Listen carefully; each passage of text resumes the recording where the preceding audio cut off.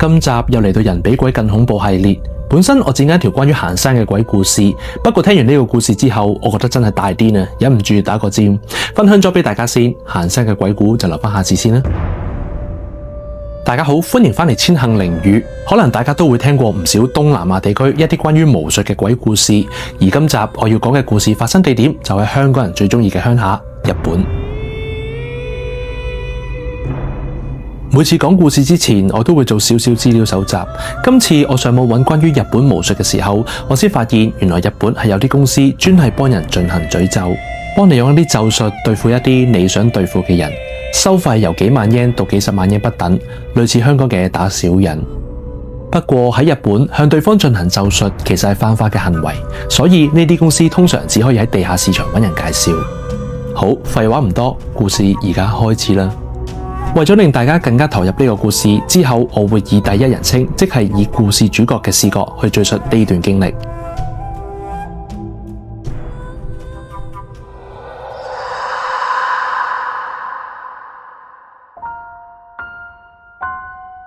大家好，我叫阿欣。事發當時20歲頭，去咗日本大阪一間學校做交流生，為期1年。學校安排咗另一個本地女仔同我一齊住。一個2房嘅宿舍單位，共用廚房同埋廳。嗰個日本女仔叫做 Mio， 同我同年。第一日見面 ，Mio 就好熱情咁樣同我打招呼，但係我硬係覺得 Mio 有啲怪，唔係從外表睇得出嗰種怪，佢係有一種講唔清、形容唔到嘅違和感。Mio 份人其實好有禮貌，滿面笑容，講嘢都好溫柔。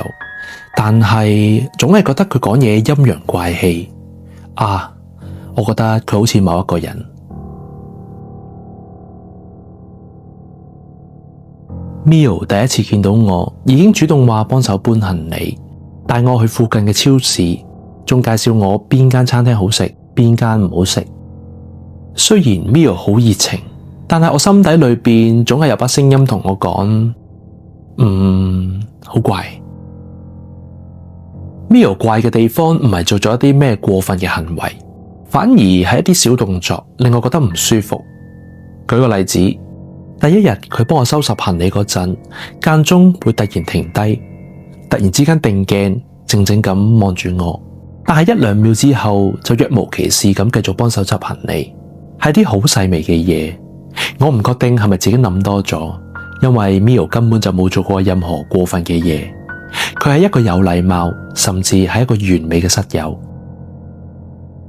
所以往後嘅日子，我習慣咗一種狀態，就係盡量唔主動接觸佢，但又唔好意思拒絕佢嘅好意。始終感覺上日本人呢啲客套行為，即使幾唔願意都好，都要做足。例如有時 Mio 邀請我一齊食飯，我都會應承佢。或者 Mio 叫我一齊喺廳睇電視，我都會象徵式陪佢睇一陣，然後就揾藉口離開。每次相處完，我返入自己房都要唞一大啖氣。大概喺入住咗1個月之後，身體開始唔對路。第一樣嘢係好攰，唔係讀書讀到好攰，係一種由骨頭裏邊蔓延出嚟嘅沉重感，比起病嘅時候更加攰。即使瞓夠8個鐘，醒嗰刻依然係好眼瞓，成身都冇力。我試過喺圖書館坐低揾資料，對眼皮重到擘唔開，額頭直接撞落去書本上面。然後就係頭痛，唔係偏頭痛嗰種，係成個頭都好痛，好似俾人打過咁，由朝痛到晚。止痛藥食完1粒又1粒，初時以為係 period 嘅影響。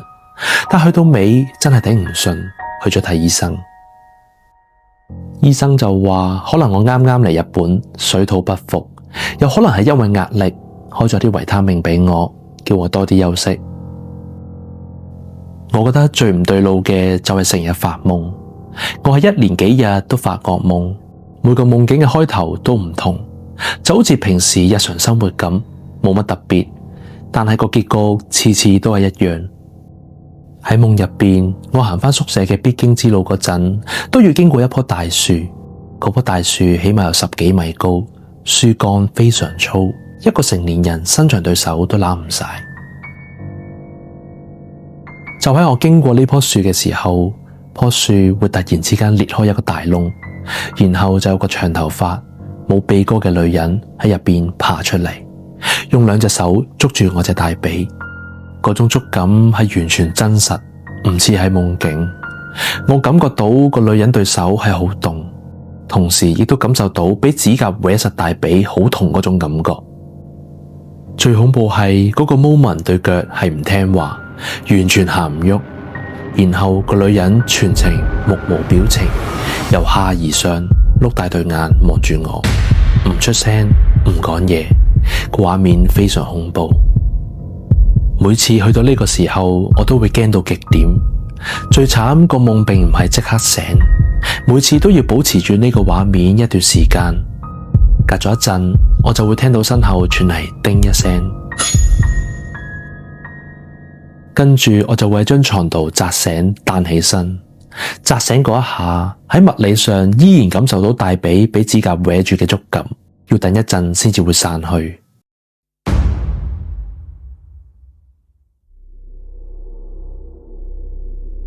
每晚都係咁樣發夢，每晚都係見到同一棵樹，同一個女人，每晚都瞓得唔好，睡眠質素越嚟越差。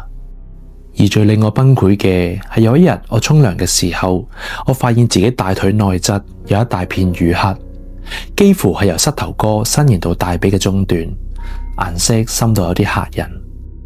我第一時間就諗起嗰個夢境，諗起捉住我對腳嗰個女人。我同自己講要保持冷靜，諗下自己係咪有機會唔知撞親邊度，但係完全諗唔到，而且嗰個位置根本就唔會有機會撞親。我啱啱初嚟日本冇耐，冇乜信得過嘅朋友，我影咗張相 send 俾香港嘅朋友睇，朋友就問我係咪夢遊，自己唔知。其實呢個機會唔大，因為由細到大我都冇試過夢遊。我坐喺浴室嘅地板上面，望住大髀上嘅淤青，好耐都未能夠釋懷。我沖完涼出返廳，當時 Mio 坐喺梳化上面睇緊書，佢抬起頭對住我笑。咦，阿欣，你面色唔係幾好喎，你有咩唔舒服啊？我搖頭話冇事，即刻返入房鎖住對門。出事嗰晚係星期三凌晨2點半，我失眠，好攰，但係唔敢瞓。一合埋對眼就諗起夢入邊嗰個女人同埋大髀嘅瘀痕，我索性坐喺張床度碌手機。就喺嗰陣，房出邊傳嚟輕輕嘅腳步聲，然後就係宿舍大門開合嘅聲音。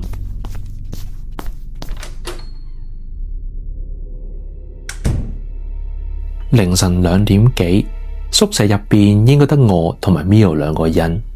我推開房門行出廳，我發現 Mio 嘅房門係冇閂到，房入邊都冇人，張床係好整齊，即係頭先開門出去嗰個就係 Mio。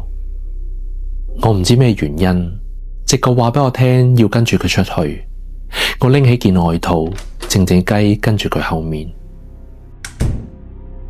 外面係舊式嘅住宅區，凌晨嘅街道一個人都冇。我遠遠睇到前面有個白色嘅身影，應該就係 Mio， 好似係去緊一個熟悉嘅地方。我跟住佢行，腳步盡量放輕，但係心跳聲就越嚟越大。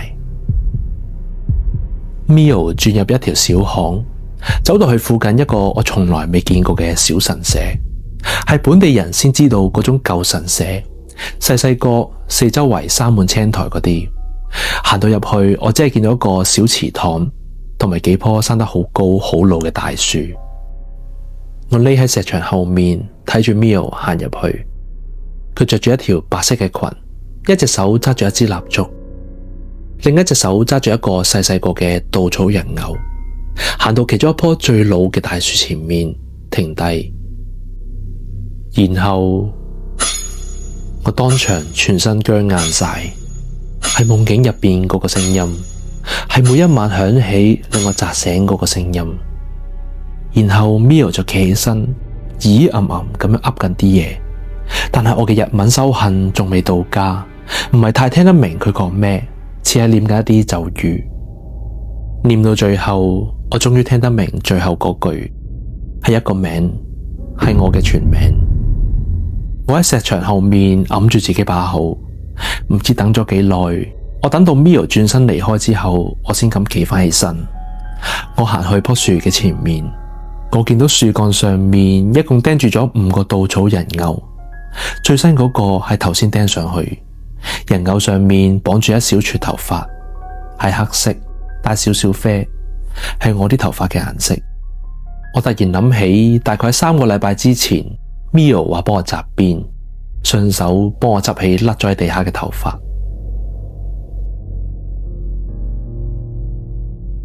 我當時思緒好混亂，唔知道自己係點樣返宿舍。我只係記得自己返到去坐喺客廳，雙腳係咁震，眼淚不知不覺間已經流咗落嚟。我拎起部手機想打俾朋友，但係而家係凌晨3點，即係香港時間都凌晨2點，所有人都瞓晒覺。我甚至諗過報警，但係報啲咩？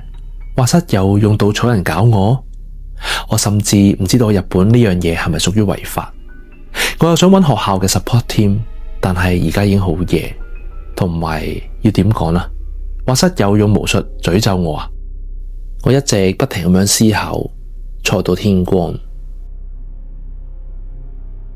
朝早7點幾，Mio 喺睡房行出嚟，行入廚房，若無其事咁樣開始煲水。阿欣，你今日咁早嘅？要唔要一齊食早餐啊？整埋你嗰份啦。我望住佢嘅背影，雙手控制唔到，不停咁樣震。但係我知道，我一定要開口問清楚。Mio，我琴日跟咗你去神社，我睇到晒。廚房靜咗 ，Mio 放低手上面嘅杯，然後慢慢咁樣轉身，冇聲虛，眼神冇閃縮，冇嘗試解釋，只係靜靜咁望住喊緊嘅我。你點解要害我？我做錯咗啲咩？我有咩得罪你？你點解要咁做？冇，你冇做錯嘢啊！我只係想試下啫。Mio 語氣好平靜，好似輕描淡寫咁糾正一個誤會咁樣，仲側側頭，好似真係認真思考個問題咁。我問佢試啲乜嘢，佢就話我想試下個儀式係咪真係有效啫嘛。我聽完之後呆撚咗，然後 Mio 用佢陰陽怪氣嘅聲線輕輕咁樣問：你有咩感覺啊？我冇出聲。你有咩感覺啊？你有咩感覺啊？你有咩感覺啊？ Mio 佢越問就越興奮，我頂唔順，衝入間房，鎖住對門，坐喺地板上面喺度震。出邊係靜英英，但係我依然覺得隔住對門 Mio 仲企喺出邊。嗰日我聯絡咗另一位同學，話自己同室友相處唔嚟，問可唔可以喺佢度暫住幾日。之後就向學校申請換宿舍。我當然冇講真正嘅理由啦，我只係寫與室友性格不合，影響學業狀態。學校批准咗，亦都冇追問。我喺度諗，如果我走去同學校職員講，話室友用稻草人詛咒我，職員會有咩反應呢？係認真處理，定係會叫我去睇心理醫生，甚至精神科？我係留學生，唔係本地人，唔知道自己有幾多保障，亦都唔知道講出嚟會引發咩後果。既然成功換到宿舍，我就由得佢。搬走咗之後1個月，瘀青退晒，頭痛冇再出現過。夢境亦都冇再出現。不過有一日，我喺學校嘅走廊撞見到 Mio 好熱情咁一路笑住，一路揮手咁同我打招呼，同第一日見面嘅笑容係一模一樣。我唔知點樣俾反應，只係點一點頭，然後加快腳步就走咗。而 Mio 就並冇追過嚟。慶幸剩翻落嚟嘅留學日子都再冇其他怪事發生。不過每一日返學都好怕再次見到呢位前室友。成件事最心寒嘅唔係 Mio 佢用稻草人釘我，而係搬走咗之後 Mio 仲可以若無其事咁笑住同我打招呼。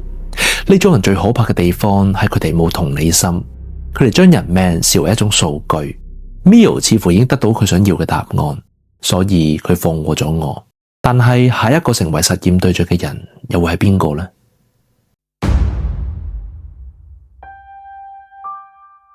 日本有一種流傳咗千年嘅詛咒儀式，叫做丑時參拜。施術者要喺凌晨1點到3點，即係丑時，一個人前往神社，身穿白衣，頭插蠟燭，將稻草人偶用5寸釘釘入去神木，同時要默念被詛咒者嘅名。儀式要連續進行7日，據說第7日完成，被詛咒者必死無疑。仲有一個禁忌，如果施術途中有人目擊到，目擊者會即刻立即遭到詛咒，甚至性命不保。阿欣幸運嘅地方係 Mio 冇殺佢滅口。世界上有一種人係唔需要任何理由去傷害你，唔係因為真理，係因為佢對你嘅痛苦有好奇。你喺佢眼中並唔係一個人，只係一個實驗品。你身邊有冇呢種人呢？呢度係千行靈語，我哋下集再見啦。